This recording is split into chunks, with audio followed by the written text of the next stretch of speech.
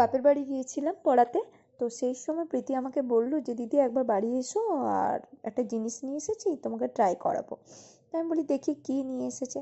এই যে পূজা এখন কেটে কেটে দিচ্ছিল আমাকে, ও নিয়ে এসেছে পার্সিমন। আর খেতে সত্যি কিন্তু খুব সুন্দর খেতে, বেশ একটা সবেতা সবেতা টাইপ খেতে। তার সঙ্গে সঙ্গে আবার মানে দেখতে অনেকটা পেঁপের মতো, দেখতে পাচ্ছ পেঁপের মতো কালার, কিন্তু খেতে কিন্তু অনেকটা সবেতা টাইপ। আমার তো খুব ভালো লেগেছে।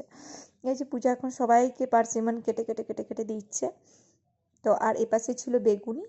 আর তারপরে কাকিমা অনেকগুলোই নানারকম ধনেপাতা টনেপাতা দিয়ে এই সময় একটু স্ন্যাক্স করেছিল। তো সন্ধেবেলায় বেশ ভালোই খাওয়া দাওয়া হলো, একটু পার্সিমন খেলাম আর তারপরে একটু বেগুনি টেগুনি খেয়ে তারপর বাড়ি চলে এলাম। আর পার্সিমনের দাম কিন্তু আমাদের এখানে প্রচুর নিয়েছে, 400 টাকা কিলো। তো এই একটা পার্সিমনের দামই হয়েছে তোমার প্রায় 100 টাকার গায়ে।